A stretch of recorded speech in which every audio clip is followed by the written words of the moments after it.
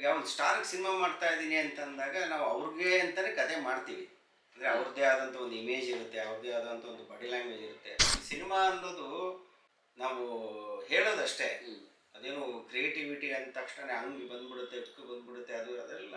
ಆಮೇಲೆ ಅವ್ರಿಗೇನೋ ಬೇರೆ ಐಡಿಯಾ ಬಂದು ಅದನ್ನ ಮಧ್ಯದಲ್ಲಿ ಏನೋ ಚೇಂಜಸ್ ಕೇಳಿ ಅದನ್ನೆಲ್ಲ ಮಾಡಕ್ಕೆ ಹೋದಾಗ ಆ ಥರದ ಕಾನ್ಫ್ಲಿಕ್ಟ್ಗಳು ಬರಬಹುದು, ಆ ಥರದ ಎಕ್ಸ್ಪೀರಿಯನ್ಸ್ಗಳು ಆಗಿರಬಹುದು.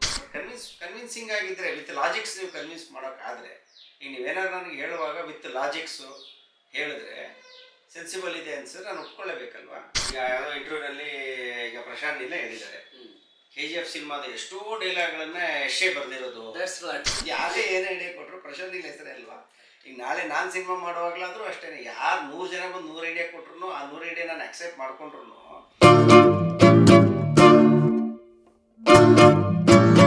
ದುಡ್ಡೇ ಎಲ್ಲ ಅಲ್ಲ ಅಂತ ಎಲ್ಲರೂ ಹೇಳ್ತಾರಷ್ಟೇ, ಆದ್ರೆ ಯಾರು ಅದನ್ನ ನಂಬಲ್ಲ. ದೊಡ್ಡ ಸ್ಟಾರ್ ಸಿನಿಮಾ ಇಂಟ್ರೊಡಕ್ಷನ್ ಅಲ್ಲೇ ಹೇಳಿದೆ, ಸ್ಟಾರ್ ಸಿನಿಮಾಗಳನ್ನು ಮಾಡಿದಿರಿ ಅಂದ್ರೆ ಸ್ಟಾರ್ ಅಲ್ಲದೆ ಇರುವಂತಹ ತುಂಬಾ ಏನೈತಿ ಆವ್ರೇಜ್ ಹೀರೋಗಳನ್ನ ಇಟ್ಕೊಂಡು ಕೂಡ ಸಿನಿಮಾ ಮಾಡಿದಿರಿ, ಕಾಂಟೆಂಟ್ ಓರಿಯೆಂಟೆಡ್ ಸಿನಿಮಾಗಳನ್ನು ಮಾಡಿದಿರಿ.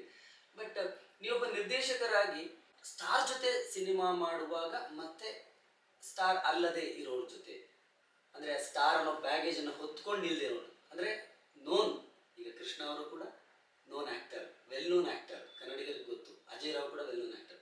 ಬಟ್ ದೊಡ್ಡ ಸ್ಟಾರ್ ಅನ್ನುವಂಥ ಬ್ಯಾಗೇಜ್ ಅನ್ನು ತುಂಬಾ ಇದನ್ನ ತಲೆ ಮೇಲೆ ಅಥವಾ ಹೆಗಲ ಮೇಲೆ ಹೊತ್ಕೊಂಡು ನಿಲ್ದೇ ಇರೋರು, ಆ ಎರಡು ಹೀರೋಗಳನ್ನ ಡೈರೆಕ್ಟ್ ಮಾಡುವಾಗ ಏನು ವ್ಯತ್ಯಾಸ ಕಾಣ್ತದೆ? ಏನು ವ್ಯತ್ಯಾಸ ಏನಿಲ್ಲ ಅದರಲ್ಲಿ. ಅದೇ ಅದಕ್ಕೆ ತಕ್ಕಂಗೆ ನಾವು ಮೈಂಡ್ ಸೆಟ್ ಆಗಿಬಿಡುತ್ತಲ್ಲ. ಈಗ ಒಂದು ಸ್ಟಾರ್ಗೆ ಸಿನಿಮಾ ಮಾಡ್ತಾ ಇದ್ದೀನಿ ಅಂತಂದಾಗ ನಾವು ಅವ್ರಿಗೆ ಅಂತಲೇ ಕತೆ ಮಾಡ್ತೀವಿ. ಅಂದರೆ ಅವ್ರದ್ದೇ ಆದಂಥ ಒಂದು ಇಮೇಜ್ ಇರುತ್ತೆ, ಅವ್ರದ್ದೇ ಆದಂಥ ಒಂದು ಬಾಡಿ ಲ್ಯಾಂಗ್ವೇಜ್ ಇರುತ್ತೆ. ಈ ಥರದ ಪಾತ್ರಗಳಾದರೆ ಮಾತ್ರ ಜನ ಆಕ್ಸೆಪ್ಟ್ ಮಾಡ್ತಾರೆ ಅಂತ ಒಂದು ರೆಫರೆನ್ಸು ಎಲ್ಲದೂ ಇರುತ್ತೆ. ಸೊ ಅದಕ್ಕೆ ತಕ್ಕಂಗೆ ಕಥೆಯನ್ನು ನಾವು ರೆಡಿ ಮಾಡಿರ್ತೀವಲ್ವ, ಅದಕ್ಕೆ ಕತೆ ಇದ್ದಂಗೆ ಅದಕ್ಕೆ ತಕ್ಕಂಗೆ ನ್ಯಾರೇಷನ್ನು, ಟ್ರೀಟ್ಮೆಂಟು, ಅವ್ರನ್ನ ಹ್ಯಾಂಡಲ್ ಮಾಡೋದು ಎಲ್ಲದೂ ಮಾಡ್ತೀವಿ. ಈ ಕಡೆ ಬಂದಾಗ ಆ ಥರದ್ದು ಏನು ಬ್ಯಾಗೇಜ್ ಇಲ್ಲ, ಇಮೇಜಿನ ಹಂಗಿರಲ್ಲ ಅಷ್ಟೇ. ಎಲ್ಲದಕ್ಕೂ ಬೌಂಡ್ರಿ ಬೇಕು. ಈ ಸಿನಿಮಾ ಅನ್ನೋದು ನಾವು ಹೇಳೋದಷ್ಟೇ, ಅದೇನು ಕ್ರಿಯೇಟಿವಿಟಿ ಅಂದ ತಕ್ಷಣ ಹಂಗೆ ಬಂದ್ಬಿಡುತ್ತೆ, ಉಕ್ಕು ಬಂದ್ಬಿಡುತ್ತೆ, ಅದೆಲ್ಲ. What ever said and done, ಇದು ಸ್ಕಿಲ್ ಅಷ್ಟೇ ಅಲ್ವಾ. ಕತೆ, ಈಗ ಕತೆ ಅನ್ನೋದು ನಿಮ್ಗೆ ಉಳಿಯುತ್ತೆ, ಒಂದು ಕತೆ ನಿಮ್ಗೆ ಉಳಿಯಲ್ವಾ ಅಲ್ವಾ. ಬಟ್ ಆ ಕತೆ ಒಂದು ಸಿನಿಮಾಗಿ ಗೆಲ್ಲಬೇಕು ಅಂತಂದರೆ ಆ ಕಥೆಯನ್ನು ಸ್ಕ್ರೀನ್ ಪ್ಲೇ ಮಾಡೋದಕ್ಕೆ ನಿಮ್ಗೆ ಗೊತ್ತಿರಬೇಕು, ಅದನ್ನು ಆಮೇಲೆ ಡೈರೆಕ್ಟಾಗಿ ಪ್ರೆಸೆಂಟ್ ಮಾಡೋದಕ್ಕೆ ಗೊತ್ತಿರಬೇಕು. ದಟ್ ಈಸ್ ಕಾಲ್ಡ್ ಸ್ಕಿಲ್ ಅಲ್ವಾ. ಆ ಸ್ಕಿಲ್ಲನ್ನು ನೀವು ಡೆವಲಪ್ ಮಾಡ್ಕೊಂಡ ಮೇಲೆ ಡೈರೆಕ್ಷನ್ ಸ್ಕಿಲ್ ಗೊತ್ತಿದೆ ನಿಮಗೆ ಅಂದಾಗ, whether your directing a star actor or a content oriented actor, it won't make any difference. ಆ ಕಥೆಗೆ ಏನು ಬೇಕೋ ಅದನ್ನು ಜಸ್ಟಿಫೈ ಮಾಡ್ತಾ ಇರ್ತೀವಿ.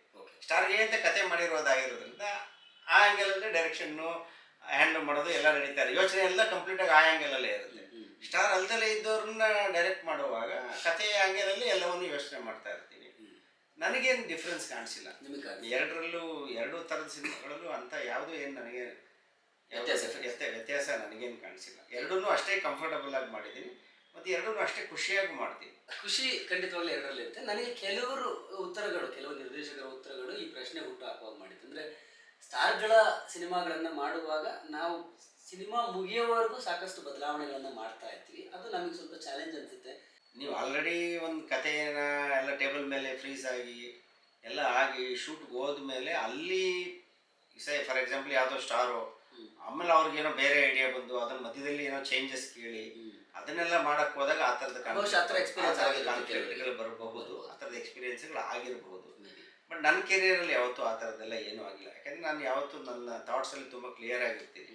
ಈ ಸ್ಟಾರ್ಗಳ ಜೊತೆ ಸಿನಿಮಾ ಮಾಡುವಾಗಲೂ ಅಷ್ಟೇ ಕಂಪ್ಲೀಟಾಗಿ ಏನು ಸಿನಿಮಾ ಏನು ಅನ್ನೋದನ್ನು ಮುಂಚೆನೇ ಹೇಳ್ಬಿಟ್ಟಿರ್ತೀನಿ ಅವ್ರಿಗೆ. ಕ್ರಿಯೇಟಿವ್ ಆಗಿ ಸ್ಕ್ರಿಪ್ಟ್ ಕತೆ ಏನು, ಸ್ಕ್ರಿಪ್ಟ್ ಏನು, ಅವ್ರ ಡೈಲಾಗ್ ಏನು, ಅವ್ರ ಸ್ಟೈಲ್, ಅವ್ರ ಕಾಸ್ಟ್ಯೂಮ್ಸ್ ಏನು, ಅವ್ರ ಮ್ಯಾನರಿಸಮ್ ಏನು ಬೇಕು, ಹೇರ್ ಸ್ಟೈಲ್ ಏನು ಬೇಕು, ಎಲ್ಲ ಪೇಪರ್ ವರ್ಕಲ್ಲಿ ಎಲ್ಲ ಡಿಸೈಡ್ ಆಗೋಗ್ಬಿಟ್ಟು ಪ್ರೀ ಪ್ರೊಡಕ್ಷನ್ ಕೆಲಸ ಎಲ್ಲ ಮುಗಿದೋಗ್ಬಿಟ್ಟಿರುತ್ತೆ. ಶೂಟಿಂಗಲ್ಲಿ ಏನಿದ್ರು ಅದರ ಎಕ್ಸಿಕ್ಯೂಷನ್ ಅಷ್ಟೇ. ಶೂಟಿಂಗಲ್ಲಿ ಕ್ರಿಯೇಟಿವ್ ಡಿಫ್ರೆನ್ಸ್ ಬರೋದಕ್ಕೆ ನಾನು ಯಾವತ್ತೂ ಬಿಡಲ್ಲ. ಆಮೇಲೆ ಇವತ್ತೇ ಎಲ್ಲ ಹೇಳ್ಬಿಡಿ ಅಂತೀನಿ, ಏನಾದ್ರು ಇದ್ರೆ. ಅಷ್ಟು ಮೀರಿ ಏನಾದರೂ ಒಂದು ಬರ್ಬೋದು. ಈಗ ಹೋಗ್ತಾ ಯಾರಿಗಾದ್ರೂ ನನಗೆ ಏನೋ ಒಂದು ಐಡಿಯಾ, ಸೀನ್ ಚೇಂಜ್ ಮಾಡ್ಬೋದು, ಮಾಡಿದ್ರೆ ಬೆಟರ್ ಆಗುತ್ತೆ ಅನ್ನಿಸ್ಬೋದು, ಅಥವಾ ಆಪೋಸಿಟ್ ಸೈಡಿಂದನೂ ಆ ಥರದೊಂದು ಸಜೆಷನ್ ಬರ್ಬೋದು. ಅದು ಸ್ಮಾಲ್ ಥಿಂಗ್ ಅಷ್ಟೇ. ಅದನ್ನು ಮ್ಯೂಚುವಲಿ ಡಿಸ್ಕಸ್ ಮಾಡಿಕೊಂಡ್ರೆ ಅದು ತುಂಬ ಸಿಂಪಲ್ ಅಷ್ಟೇ. ಈಗ ನಾನು ಹೇಳೋದು, ನಾನು ಈಗ ಎರಡು ಡಿಸ್ಕಷನ್ ಬಂತು ಅಂದ ತಕ್ಷಣ ಒಂದು ವಿಚಾರ ನಾನು ನಿಮಗೆ ಕನ್ವಿನ್ಸ್ ಮಾಡಬೇಕು ಅಥವಾ ನೀವು ನನಗೆ ಕನ್ವಿನ್ಸ್ ಮಾಡಬೇಕು, ಇಬ್ಬರಲ್ಲೊಬ್ರು ಕನ್ವಿನ್ಸ್ ಮಾಡಬೇಕು ಅಲ್ವಾ. ಎರಡೂ ಆಗಲಿಲ್ಲ ಅಂದಾಗ ಕ್ಲಾಸ್ ಸ್ಟಾರ್ಟ್ ಆಗುತ್ತೆ, ಆರ್ಗ್ಯುಮೆಂಟ್ ಸ್ಟಾರ್ಟ್ ಆಗುತ್ತೆ. ಬಟ್ ಕನ್ವಿನ್ಸಿಂಗ್ ಆಗಿದ್ದರೆ ವಿತ್ ಲಾಜಿಕ್ಸ್ ನೀವು ಕನ್ವಿನ್ಸ್ ಮಾಡೋಕ್ಕಾದರೆ, ಈಗ ನೀವೇನಾದ್ರು ನನಗೆ ಹೇಳುವಾಗ ವಿತ್ ಲಾಜಿಕ್ಸು ಹೇಳಿದ್ರೆ ಸೆನ್ಸಿಬಲ್ ಇದೆ ಅನ್ಸಿದ್ರೆ ನಾನು ಒಪ್ಕೊಳ್ಳೇಬೇಕಲ್ವಾ. ಅದೇ ಥರ ನಾನು ಹೇಳಿದಾಗ ನೀವು ಒಪ್ಕೊಳ್ತೀರ. ಅಂದರೆ ಯಾವಾಗ ಆಗುತ್ತೆ ಅಂದರೆ ದೇರ್ ಇಸ್ ನೋ ಈಗೋ. ನಾನು ನೀನು ಅನ್ನೋ ಈಗೋ ಇಲ್ಲ. ನಾವೊಂದು ಸಿನಿಮಾ ಮಾಡ್ತಾ ಇದ್ದೀವಿ, ಸಿನಿಮಾ ಚೆನ್ನಾಗಿ ಆಗಬೇಕು ಇಷ್ಟೇ ತಲೆನಲ್ಲಿದ್ದಾಗ there won't be any clash ಅನ್ನೋದು ಬರಲ್ಲ, ಮಿಸ್ಅಂಡರ್ಸ್ಟ್ಯಾಂಡಿಂಗ್ ಬರಲ್ಲ. ಅದು ಬಿಟ್ಟು ನಾನು ನೀನು ಅನ್ನೋದು ಬಂದ ತಕ್ಷಣ ಮಿಕ್ಕಿದೆಲ್ಲ ಬರುತ್ತೆ. ಬಟ್ ನನ್ನ ಕೆರಿಯರಲ್ಲಿ ಯಾವತ್ತೂ ಆ ಥರ ಆಗಿಲ್ಲ. ಸಿನಿಮಾ ಪ್ಲಸ್ ಆಗುತ್ತೆ ಅನ್ನೋದನ್ನ ಅರ್ಥ ಮಾಡ್ಕೊಂಡ್ರೆ ಬಹುಶಃ ಅದು ತುಂಬಾ ಈಸಿಯಾಗಿ ಆಗೋಗುತ್ತೆ ಅಂತ ಅನ್ಸುತ್ತೆ. ಮತ್ತೆ ಸ್ಟಾರ್ ಸಿನಿಮಾಗಳನ್ನ ಮಾಡುವಾಗ ಯಾವುದೇ ಒಂದು ಏನು ಹೇಳ್ತೀವಿ, ಒಂದು ವಿಷುವಲ್ ಪಾಯಿಂಟ್ ಅಂತ ಹೇಳ್ತೀವಿ, ಅಂದರೆ ಜನ ವಿಷುವಲ್ ಹಾಕಿ ಕ್ಲಾಪ್ ಮಾಡುವಂಥ ಪಾಯಿಂಟ್, ಯಾವುದೋ ಒಂದು ಶೂಟಿಂಗ್ ಟೈಮ್ನಲ್ಲಿ ಏನೋ ಒಂದು ಹೊಡೆದಾಗ ಅವ್ರು ನಿಮಗೆ ಹೇಳ್ಬೋದು, ನೀವು ಅವ್ರಿಗೆ ಹೇಳ್ಬೋದು. ಅಲ್ಟಿಮೇಟ್ಲಿ ಆಡಿಯನ್ಸ್ಗೆ ಅದು ಇಷ್ಟ ಆಗುತ್ತಲ್ಲ, ಅವ್ರ ಫ್ಯಾನ್ಸಿಗೆ ಇಷ್ಟ ಆದರೆ ಅಲ್ಲ, ಅದೇನೇ ಪ್ಲಸ್ ಅದು. ಈಗ ಯಾವುದೋ ಇಂಟರ್ವ್ಯೂನಲ್ಲಿ ಈಗ ಪ್ರಶಾಂತ್ ನೀಲೇ ಹೇಳಿದ್ದಾರೆ, KGF ಸಿನಿಮಾದ ಎಷ್ಟೋ ಡೈಲಾಗ್ಗಳನ್ನ ಎಷ್ಟೇ ಬರೆದಿರೋದು ಅಂತ. ಅದು ಫ್ಯಾಕ್ಟ್. ಅದು ಈಗ ಪ್ರಶಾಂತ್ ನೀಲ ಯಾಕೆ ಒಪ್ಕೊಂಡ್ರು ಹಂಗಾದ್ರೆ ಅದನ್ನ? ನೀನ್ ಕೆಲಸ ಹೀರೋ, ನೀನ್ ಆಕ್ಟಿಂಗ್ ಮಾಡೋದು ಅಷ್ಟೇ ಅನ್ನೋ ಥರ ಹೇಳಿಲ್ವಲ್ಲ. ಚೆನ್ನಾಗಿದೆಯಲ್ಲ ಇದು, ಆ ಕ್ಯಾರೆಕ್ಟರ್ ಆ್ಯಟಿಟ್ಯೂಡಿಗೆ ಮ್ಯಾಚ್ ಆಗ್ತಾ ಇದೆಯಲ್ಲ, ರಾಕಿ ಕ್ಯಾರೆಕ್ಟರ್ಗೆ ಮ್ಯಾಚ್ ಆಗ್ತಾ ಇದೆಯಲ್ಲ ಈ ಡೈಲಾಗು ಅನ್ನೋ ಕಾರಣಕ್ಕೆ ಪ್ರಶಾಂತ್ ನೀಲ್ಗೆ as a writer director convince ಆಗಿದ್ದಾರೆ. ಕನ್ವಿನ್ಸ್ ಆದಮೇಲೆ ಯಾರು ಹೇಳಿದ್ರು ಅನ್ನೋದು ಇಂಪಾರ್ಟೆಂಟ್ ಅಲ್ಲ. ಹೀರೋ ಹೇಳಿದ್ರ, ಹೀರೋಯಿನ್ ಹೇಳಿದ್ರ, ಅಥವಾ ಯಾವ ಅಸಿಸ್ಟೆಂಟ್ ಡೈರೆಕ್ಟರ್ ಹೇಳ್ಬೋದು ಒಂದು ಐಡಿಯಾನ. ಚೆನ್ನಾಗಾಗುತ್ತೆ ಅದು ಸಿನಿಮಾ, ಅದರಿಂದ ಸಿನಿಮಾಗೆ ಪ್ಲಸ್ ಆಗುತ್ತೆ ಅಂದರೆ ಅಕ್ಸೆಪ್ಟ್ ಮಾಡಬೇಕು. ಈಗ ಪ್ರಶಾಂತ್ ನೀಲ್ ಅದಕ್ಕೆ ತಾನೇ ಅಕ್ಸೆಪ್ಟ್ ಮಾಡಿರೋದು.